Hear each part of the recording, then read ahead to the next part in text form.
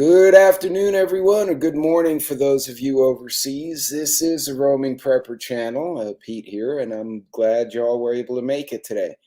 I hope everyone's doing well. Let me hold on. Let me switch screens here. Hey, what's going on, everybody? Caribbean House, Prepper Cowboy, welcome. And Prepper Cowboy again. Joe, there was someone else here. Van City, howdy, howdy. And I swear Caribbean House was in here. There. Hello. So I started a little early, so I'm sure there are people who haven't logged in yet, and they're probably upset with me now, going like, you started early. But yeah, I wanted to get dinner going, so I hope everyone's doing well. Hey, what's up, Arkansas 11? How are you? So for those of you catching the replay later, today is going to be a quick dinner. This one's not super elaborate, but it is great if you have kids. Hey, Loretta. It is great if you have kids and you got to knock out a dinner really quick. It was one of the staples for the family when we had 3 screaming idiots in the house, who are now 3 adults, calling me to ask me, how do I apply for credit cards? And how do I improve my credit score, which I love. So was Brad in there somewhere? I did not see Brad. Hold on, let me go further back. Okay, I think I missed someone here. But anyway, I hope everyone's doing well. I'll tell you what, I don't know what is going on. You follow me or am I following you? Oh, did you guys just, hey, Shift Kicker, how are you? I am going to switch cameras here, so let's see if I don't screw this up entirely. Hey, look at that. Bam. Oh, a little too low there. Hold on. I'm not that tall, but I'm certainly not that short. Ha. Ha. Awesome. So, right now I can't see anything else. What did I do here? I'll tell you what, Joe, the firearms do not go down in value, especially lately, that's for sure. Okay, so Van City, you might appreciate this. So, as is often a staple, I try to add a little bit of variety to the meals.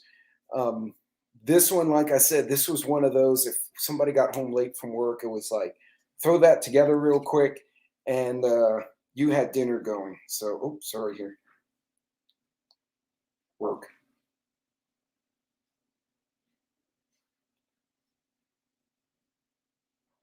Well, that was pointless. I don't know what they were asking me. You know, it helps when people at work actually ask you coherent questions. Let's elevate this a little bit.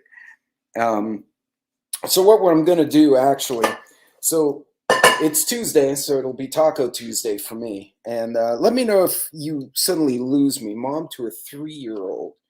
Okay, well, that's about the age where they can start having this minus the spices. So, hey, Haba, how are you?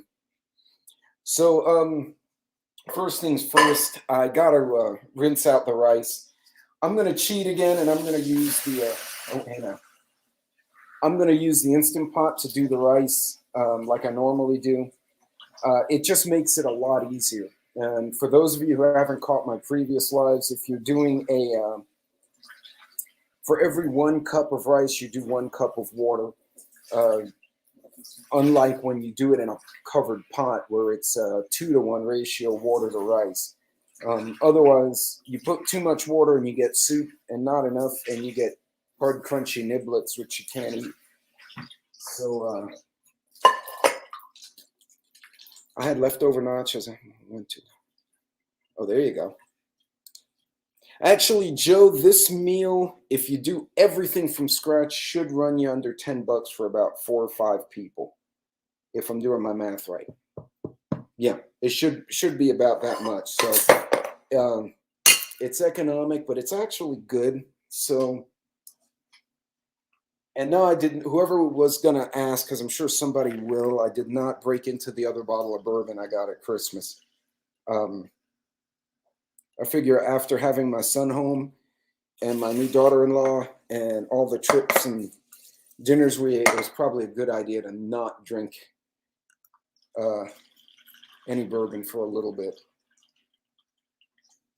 So if you have Uh,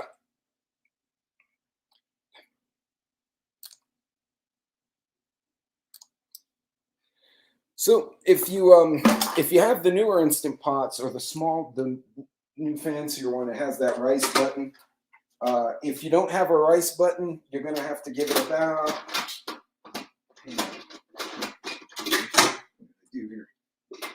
You're gonna have to give it about 8 to 10 minutes on manual, and then let it decompress. But this thing, with the rice setting, it does its own thing, so I can basically leave that and forget it. So Joe, up until maybe 8 months ago, I didn't even have one, and I was cooking at home so much because all the restaurants were shut down, and I kept seeing these recipes for Instant Pot, and I said, well, shoot, surely it can't be that bad, so I'll go get one. And it turned out to be great. So while I'm getting the rice going and everything else warmed up, how many of you, did you guys see the report on the Tonga, not the tornado, the Tonga volcano? And the fanciest gadget I have is a crock pot. Right, and that's, so when you do it the Cuban style or the Puerto Rican stuff from the islands, because this is just going to be plain jasmine rice, and I'll spice it after. If you're doing it the Cuban style, where you're cooking it with all the spices and the broth and everything in it, yeah, the cast iron tastes great. You could do it in this puppy, but it would be a lot harder than what I just did, which was basically put rice and water. Don't lose the pot. No, try not to lose the pot.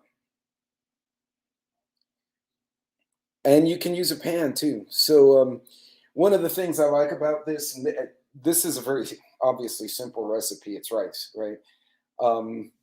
We did pasta. Oh God, what was it? It was some kind of like a primavera, and I just put all the ingredients in the big Instant Pot, mixed them together, and I pushed the button, and I kind of walked away and started making the veggies on the side. So I'm going to go break out the meat real quick. Now this, again, a really economic kind of meal. You could use these kind of, so it will be taco night. So you could use these shells. If not, you can use tortillas of your choice and heat them up on a pan. I wouldn't nuke them. Nuking the tortillas kind of makes them taste gummy. And I just, actually, that little Instant Pot has become a rice cooker on crack, because I use the big one for actual things like chicken and beef and, actual dishes. This little guy is where I make the sides. I could do a whole dinner one side and put everything else in the big pot, push both buttons, and I walk away. Obviously, if you lose power, you're going to have to do it over a fireplace, and that's where the cast iron or something a little more along these lines comes in really handy. So a burner slap on tortilla. There you go. I'll tell you what, it is inexpensive. It does taste good. And unlike some of the really enriched or bleached rices, the jasmine has decent, I guess you would say, nutritional value versus some of the other rices that you kind of lose it. But it also has a long shelf life because it's not a brown rice. So you don't have all those oils in there. Burner slap on tortilla. I'll tell you what, I burned the crap out of myself doing tortillas the other day. I'm going to go get my other ingredient. And I need a knife.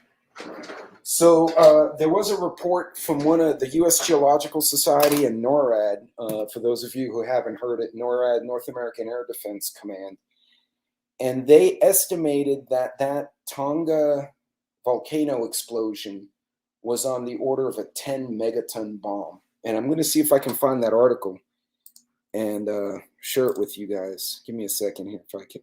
No.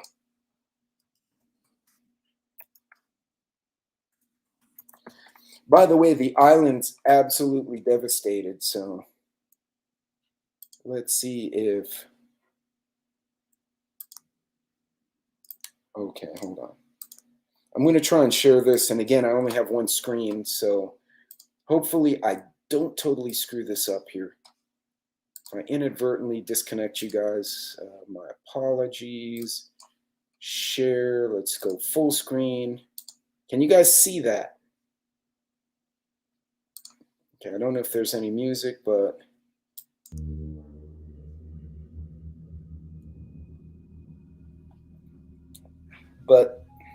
this, okay, it's just creepy ass music.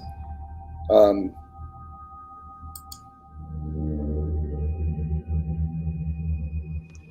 mean, the size of that explosion. So right now, the island of Tonga is actually almost completely covered in ash, which is not good for the people, obviously, and not good for agriculture. Part of the island is not. The problem is they had, yeah, and what happened out in this island, and granted, most of us live in a place where that kind of situation is not going to happen, but let me see if I can get aftermath of Tonga. There it is. All right, hold on a sec. Oh, of course they give me a commercial here. Hey, Prepper for Life, how are you? The ash and the tsunami, not just the shockwave in and of itself, was pretty bad. So I got another video here I'll share with you guys real quick, and let me know. Feel free to. Oh, no, that's not the button I wanted to do. Share screen. Home tab. There we go. And I mean, tell me this isn't crazy. So that's pictures before. Look how green it was.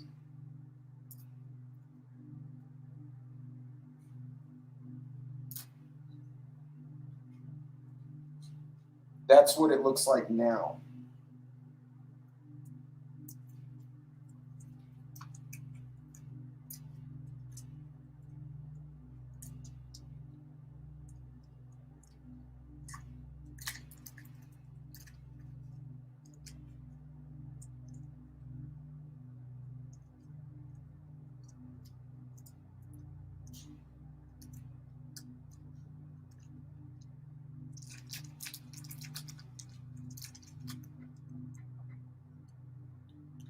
I mean, tell me that is not horrifying in its own way.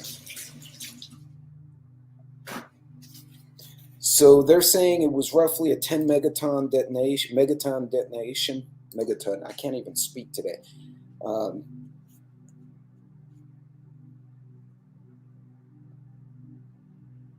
So I'm wondering, did it actually like create another island there? Oh no, that's the holy shit. Huh. So New Zealand sent the Coast Guard, their Coast Guard helicopters to Tonga, and they couldn't land anywhere. They were dropping supplies to people they saw. But look at the island. It just, it absolutely flattened the entire island. It just covered it in ash. They said the shockwave broke windows, but the ash was really doing damage. It was killing, like chickens are kind of stupid. So, but it was killing chickens and, just, it was really telling the amount of damage that volcano did. So, yeah, I don't know how one would prepare for something like that. I would think it is fun to watch. You really can't control that, right? I guess don't live near a volcano. And not to be mean, but if you do live near something that's prone to cataclysms like a volcano or a fault line, you have to take that into account in your preparedness, right? like a volcano, or if you're in an area that has those vast fires, uh, you're not going to be able to move very quickly to secure your home, right? If you have big forest fires in certain places of California, you need to understand what your area is prone to. Like Houston, Louisiana was notorious. Every year somebody got a hurricane. You never knew who it was. It could be you, it could be the guy 50 miles down the highway, but somebody was going to get a hurricane. So you prep for that. But in a place like that, you also got, that freaked me out. I forgot that thing was on. You also got to figure you have a lot of water sources right by the Gulf of Mexico, a lot of fresh water.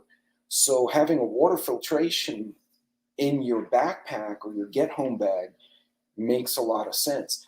Out here in the western part of Texas, going into New Mexico, Arizona, it's very dry. So now it's more a question of even finding the water. So you have to have some portable water solutions, and you have to have extra water storage in your home to make up for the fact that you just can't go down to a bayou or a stream like you would in, say, Louisiana. So, the knowing what natural disasters will greatly affect your area has to be incorporated into your preps. And to me, I would think unless you absolutely have to live there, it would be a question, do you even want to live near that thing, whatever that thing may be? Like folks in San Francisco have to be mobile. They can't put out an earthquake. You could put out a forest fire. You can't put out a volcano. You can't put out an earthquake. You can't really put out a hurricane, right? But a hurricane, you can try to hunker down. Volcano, you can't, right? An earthquake, you can't. That's just going to tear the crap out of everything. And it usually happens very quickly. Hurricanes kind of slow moving, large scale disaster.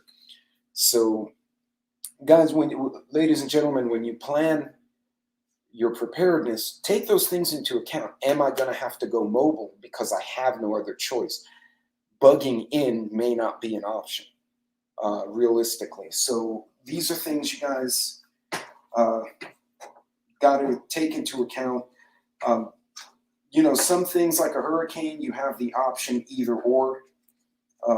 By the way, what I'm doing here, you guys can't tell, is I'm cooking some ground turkey. I picked up in one of those stupid chub-looking things. Hold on, my camera's kind of wonky. Oh, I got it. It's like really bright. It's blinding. There we go. Hey, somebody just popped in. Militants. See, now for something like that, again, that's... Hey, thanks. Hey, Donna, how are you?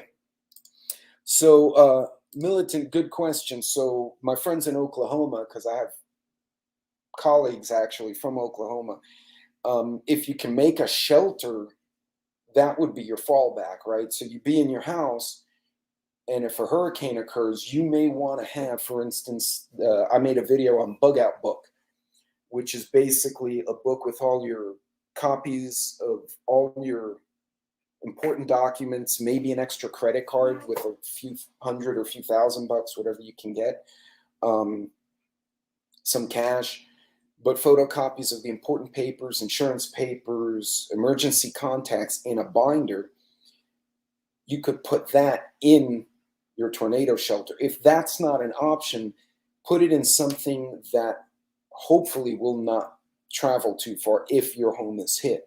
For instance, if you have a big gun safe because you all are hunters, you could put it in there. The safe won't travel very far. Usually, actually, the safes and the chimneys stay. It's the woodwork that gets knocked off these houses. But that's another one, and those occur quickly.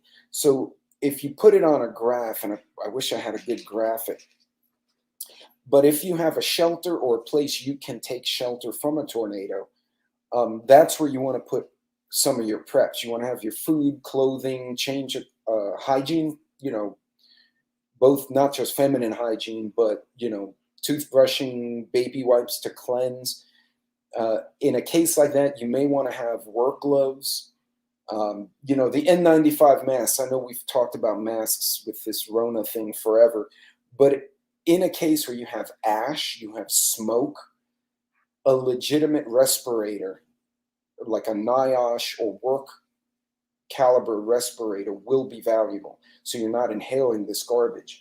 A lot of the guys in 9/11 who wound up getting sick from the debris was because they didn't have the right respirators when they went into the emergency zone.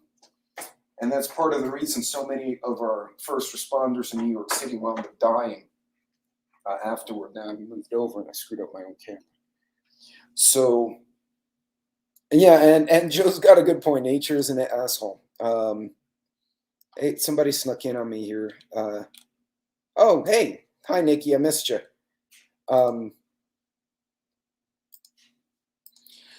So, yeah, for tornadoes, depending on where you live, and I'm just thinking as an engineer now, not even a prepper, if you have enough room to do, even if it's one of those small in-ground shelters, I would stock it with a 72-hour kit, but also have copies of your documents in a sealed container, because if the house gets trashed and you guys are safe underground, when you come out, you're going to have to make claims.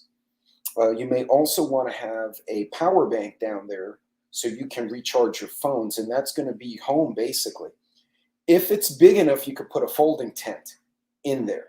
So you go down there, you take shelter, the tornado goes past. Once you come out, you can set up the tent over the entrance. So now you can leave it open and ventilate, and you guys can go in and out and do work on the property. Again, it's contingent on how much room you have, and of course your budget, and any local restrictions on what you can or can't have in the property. So Van City, what I'm going to do now that I have the meat, you can make this from scratch using a little bit of cornstarch, oregano, paprika, there was another spice, chili pepper ground. But it's really cheap to just buy it like this. And the shelf life, believe it or not, these stupid packs is over 1.5 years. It's like almost 24 months. So I'm eating, this is something I bought at the very beginning of the Rona, and I'm still going through them, and they're still work. If they get moisture in them, they're going to get hard, in which case you don't want to use them. But it helps you make, it gives the taco flavoring, but you can also use this on other foods. If you're in an emergency and you're cooking something that's kind of bland, like, you dehydrated Mountain House or something, those don't taste awesome all the time. You throw a little bit of this in there and, spice it up a bit.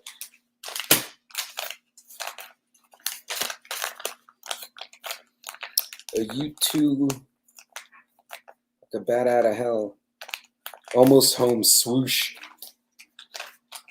Yeah, I started a little early. They canceled my meeting, so I was like, all right, screw it, I'm done. A lot of people finally caught alive. Hey, Flower Child, how are you? So again, I'm gonna try to move my camera without knocking everything over here. So right now, and actually I forgot to heat up my comal. Now, once again, for those of you who are new, you'll probably know this is like a fixture on my stovetop. This is a comal I got. I think Sassy's aunt gave it to us or helped us buy it, and this was actually handmade in Mexico, right over the border, and I lost it. And so, here we are like 20 years later, and we moved to this house, and I find it during the reload, and I'm like, oh, hey, look, I found it. So when I first got it, I had no idea how to cast iron anything, right?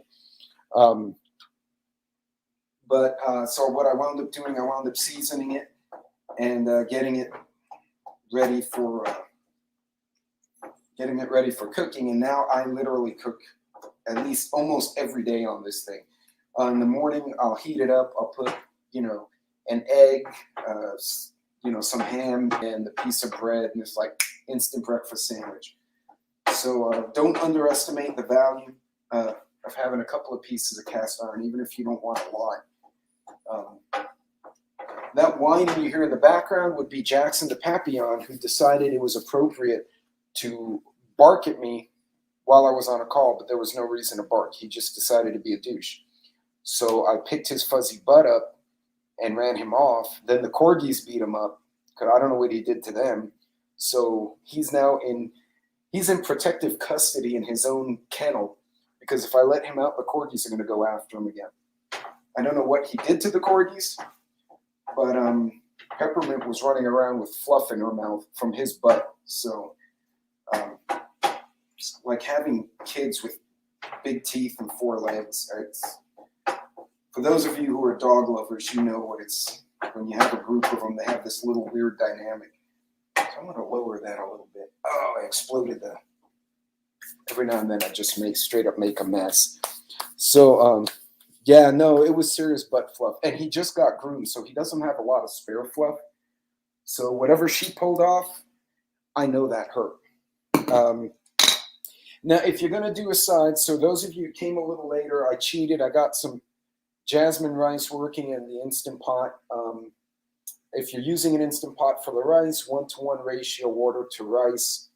If you're doing it, as Habab pointed out, if you're doing Cuban or Puerto Rican style, where it's with all the spices, you have to cook it in a covered pot with the spices at whatever the recipe says. You could do them in here as well. I got that. I'm going to do some corn. Obviously, I'm cheating again. The corn on the cob was super expensive, and it annoyed me. So I was like, screw it, I'll just use from my stash. So this is actually a can of corn from like a year ago. Joe, it's actually the fluffy one provokes everyone. He has a big mouth. He's the only male, and I guess he thinks he's the alpha, but he weighs a whole like 12 pounds, right? And the corgis are like 27, 30 a piece. They're people don't realize the corgi by category falls in the same size and weight category as a border collie and an Australian shepherd, because they do the same job. They're herding dogs. And so when they go after and herd him because he ran his mouth or he provoked one of them, it gets rough. Keep in mind, these little stubby leg dogs were meant to bite cattle on the leg hard enough to make them run. So if they can bite large animals and make them run, you can imagine what it feels like to be a small animal and get that bite. Hey, Bug Dude. Yes, Bug Dude, if you're going to use the Instant Pot, I would, because if you eyeball it and you do it wrong, you're either going to get really hard rice or you're going to get white soup because you're too much water, and then it's going to suck and you have to do it over again. And I speak from experience because I actually have done that. And then I got annoyed and wound up ordering a pizza instead of having taco night.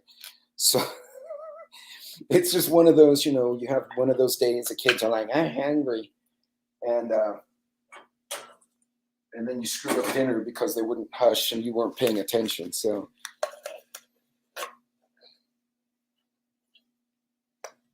okay, so militant, if you're using like something like this, like a covered pot, yeah, everyone has tricks. Like I'll use the measuring cup because sometimes I grab a different pot.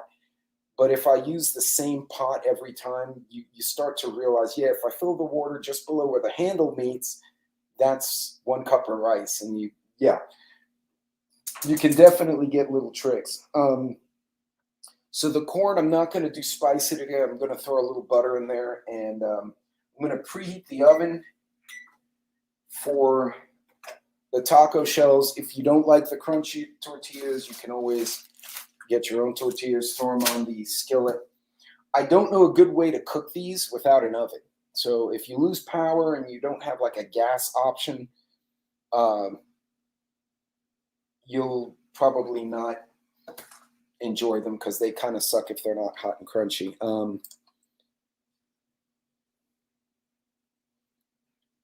Dry beans are terrible.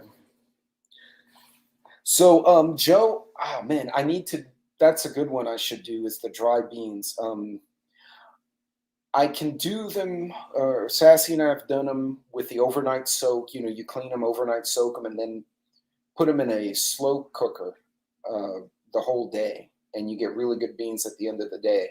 I tried it in the Instant Pot, and I've been very hit and miss. The recipes I've found don't always translate to yumminess on the other end of the recipe. So still working, and that one's kind of that's a science in progress there. I'm going to throw a little bit of butter in the corn just to give it a little bit of flavor. If you want to do the more Mexican style corn, you can throw a little bit of rotel in there, and then some spices. I'm going to keep it simple tonight. So, saw something else in the news. I figured, let me see if I can find it. Oh,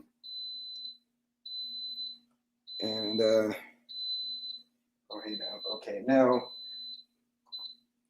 one thing to note: once the rice is done, don't vent the Instant Pot, because what it'll do, it'll change the temperature in the pot really fast, and you'll burn the bottom of the rice, and you're going to end up, you know, that sticky rice when you overcook rice in a regular pot, but it'll become like vacuum sealed in there, and then you're going to battle that trying to clean it for a while. So,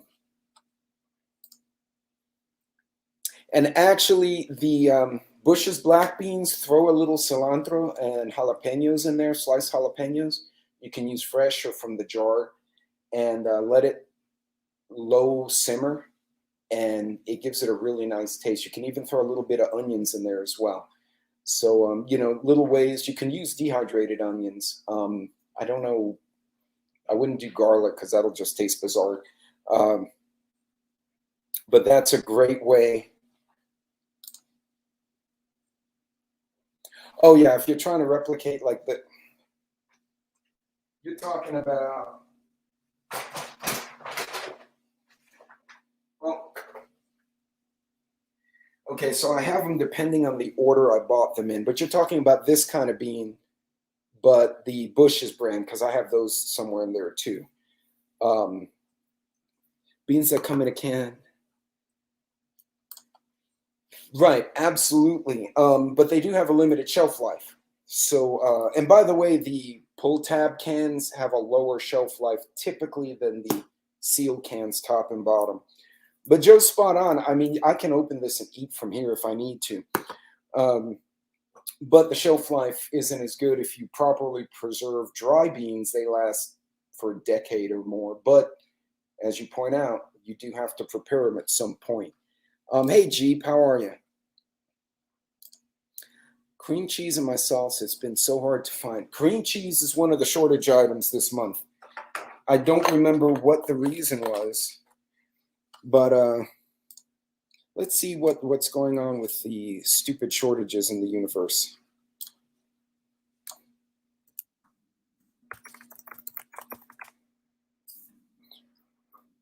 So let me see. Was this? Oh, this is the new one. Okay. So hold on a second. This is Terry. This is Rosemary with Frost Bank. Sorry, we have another advertisement here. Yeah.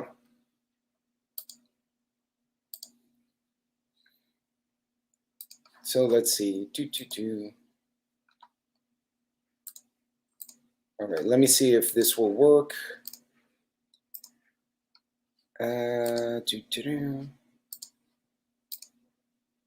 You should see a screen. Do you see it? There it is. Okay. Let me get the video started.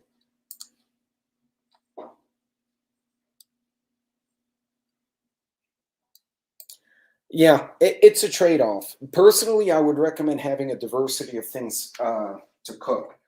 So don't necessarily just go only with the canned beans. Have some dry ones. If nothing else, you can trade them for canned beans. Someone else may have the amenities to properly cook them without a lot of fanfare. Let me share this one with you. Oh, almost. Need to pay attention to what I'm doing. I almost burned something there. Hey, Klingon. So let me start that video. I'm on the wrong tab here. This does have audio, so I don't know why Jackson's At crying. the grocery store, but Here we that's go. only if you're lucky enough to find what you need in stock. Joining us now is IBM Managing Can you hear the Director of audio, Consumer guys? Industries, Luke Niazi, to discuss supply chain issues at the supermarket and how Americans are changing their shopping habits to adapt. Luke, thank you so much for being with us. So, about these empty store shelves, how much of it is a supply shortage and how much of it is a labor shortage? Because you've got lots of workers, from truck drivers to the stockers, calling out sick with Omicron. Yeah, hi, Alexis. Well, it's reality. It's more of a combination of both. The long-term issues, of course, we all know: manufacturing, globally distributed, ships, freight in the wrong location, containers in the wrong places, finally getting to ports, not enough labor to get them from the ports, not enough drivers. So those supply chain and locational imbalances is part of the problem, but that's been exacerbated in the last few months because of Omicron hitting the stores, and of course we can't ignore what's also happened around the weather here in the North Americas. And look, Target CEO just came out and said he expects a drastic change in consumer shopping habits this year. He says, for example, people will make fewer trips to buy in bulk and consolidate their purchases. He also says that they will eat out less, order in less, which means that they are going to need more groceries. Save money so how that do way. brands need to adapt to make sure that store shelves are stocked up? And how can technology help do that? Well, Green, we've just completed another major study with the NRF, 19,000 people surveyed around the world. What we saw from around that, and across all demographic groups and all categories, is that hybrid shopping is what's happening. People are not just going to the store, they're not just buying online, they're using a combination of delivery models. That hybrid approach is also about how they're disaggregating their spend and putting it in different places. So as a retailer, we've got to be able to deal with that hybrid challenge. And of course, that's part of the challenge that we're facing right now, because it's hard to sense all of the demand in your consumer base when you're trying to work out which channel they're interacting with. So that's the challenge. The solution, of course, is about the better application of demand sensing, the better application of visibility in the supply chain. And technologies such as AI, technologies such as blockchain can have a really big impact in addressing some of the challenges that I'm calling out here. Now, Luke, last week on Albertson's earnings call, the CEO said he expects these supply chain issues to last at least 4 to 6 weeks. It seems like an eternity for consumers who can't get those products that they need. So how would you recommend shoppers navigate through this time? Well, it's a difficult thing, isn't it? I mean, you've got to really, rather than thinking about shopping week to week, you've got to shop from month to month, or even a couple of months out. Some of the categories that are here, baby foods, pet foods in particular, those shortages are something that you can stock up for. So we've got to take a longer term perspective in stocking up on some of those things that we can store more frequently. Did you guys catch what he said there? I'm gonna play it back just so you guys can hear that again. Let me go back a few minutes. Let me see if pet foods in particular, those shortages are something that got to shop from month to month, or even a couple of months out. Some of the categories that are here,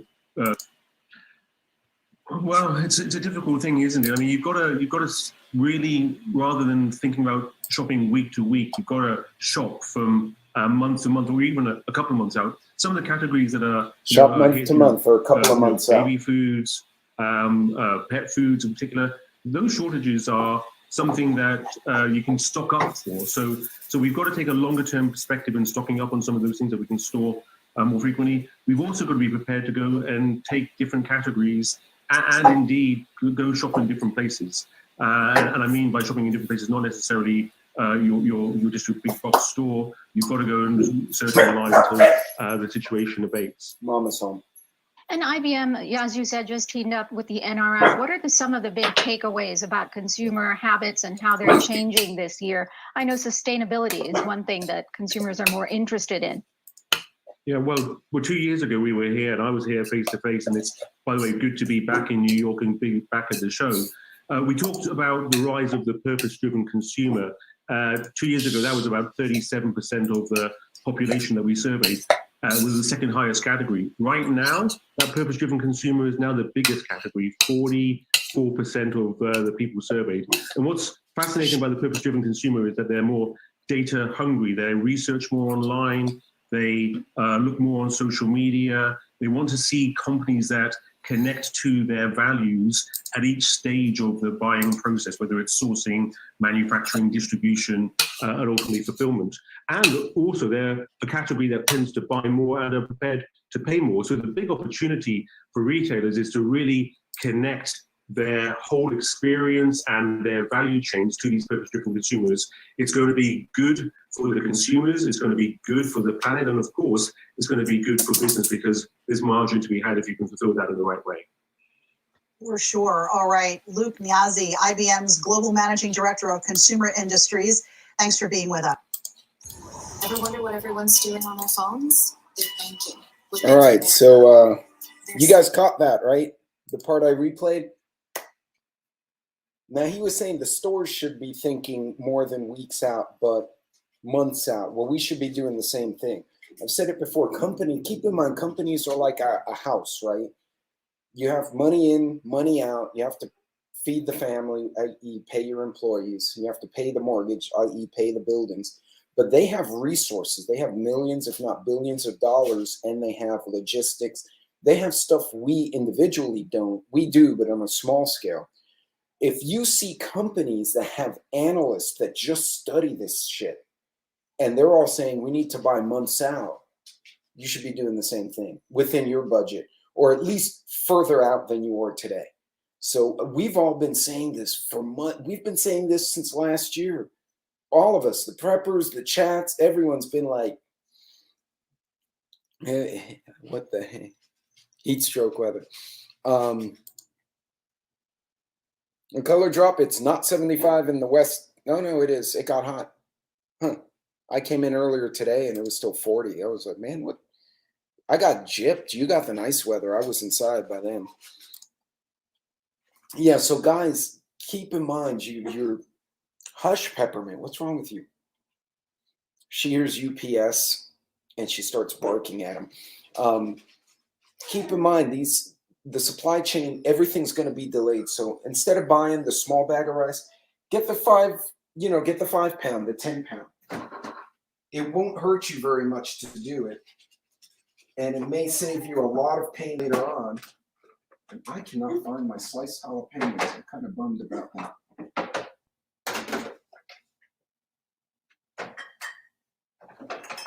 Huh. That's kind of sliced jalapenos. Anyway, so got a 32 degrees today. Yeah. So yeah, put in the grocery orders now. Actually, I ordered a bag of rice and I clicked the wrong rice. And then I went to the store and found the rice I wanted, and I forgot I had ordered the other one. And it showed up about an hour before I went live. And I was sitting there going, what the hell's in this box? What did I order that's so heavy? I completely forgot it was rice.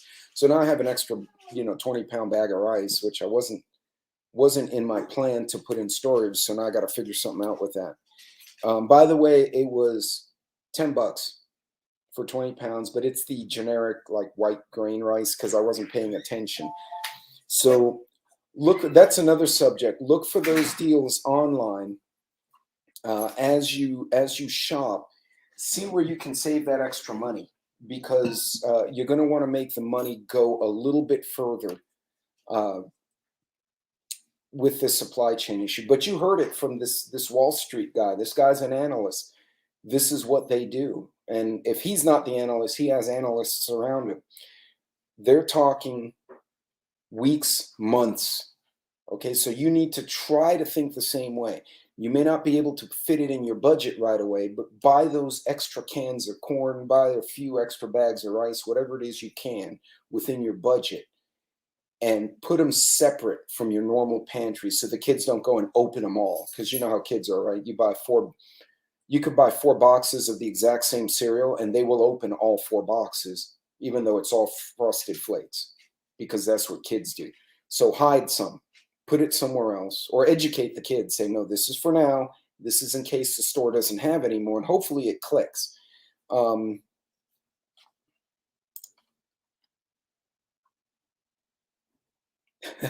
No, actually, that's really a brilliant idea. Roasting veggies for dinner. Yeah, I was surprised to see a few of you on. I know some of you were just between work, some of you were recovering from the cootie or something else. It's in all the chats, both mine and other channels. When I jump on, I've noticed people are just tired. Like the whole community is just wore out. I mean, we've done what we needed to do, but folks are exhausted. Okay, last ingredients before I close out the dinner live. So these guys, I'll throw in the oven, and I put them 350 for 7 minutes. It's super easy to do. I'm going to show you a little trick so you don't flatten them. So when you open the as I pinch my fingers in my own cabinet, when you open the shells, put them face down. If you put them on their side, as they heat up, they flatten. Now you can't put your goodies in the taco shell. So what I would do is put them face down so they don't close up. And again, if you want to use soft tortillas, then you don't even need to mess with this.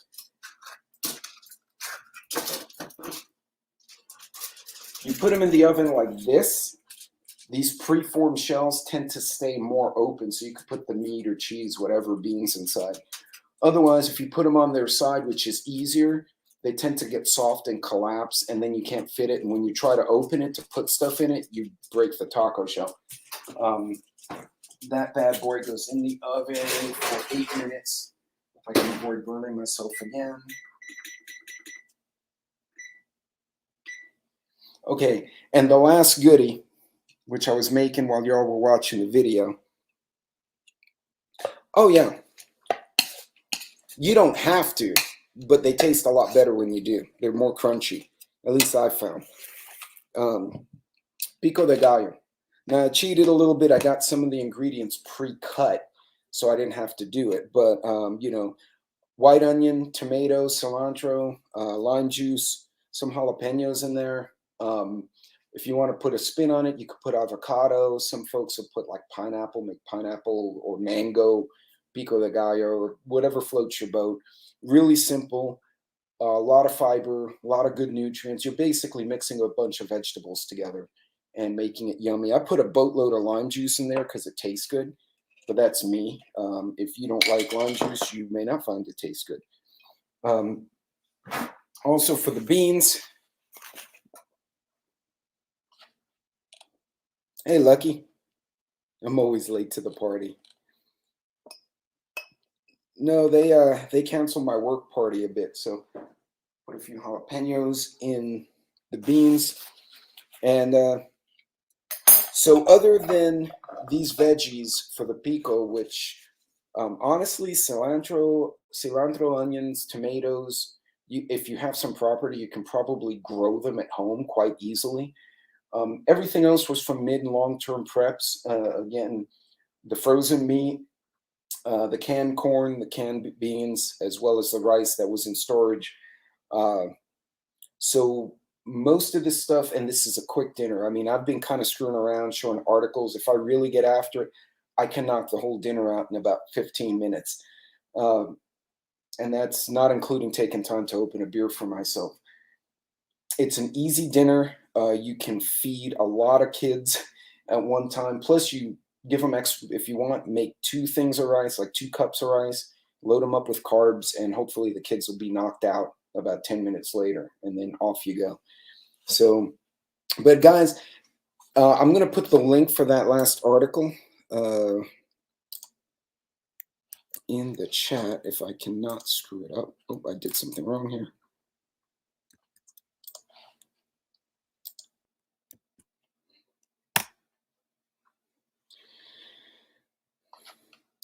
All right, Prepper for Life. Thanks for stopping in. I'm about to shut it down here anyway. No, I have not, but I will see if I can find it locally. Um, that actually sounds really good.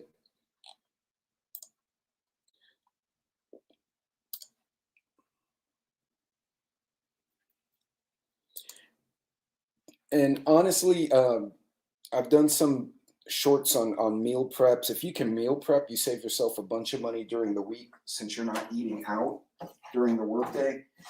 But yeah, that's it, folks. This is just a really straightforward, easy dinner, using a lot of stuff from your midterm preps, longer term preps. So other than the fresh veggies, which you might be able to grow or source locally, this is not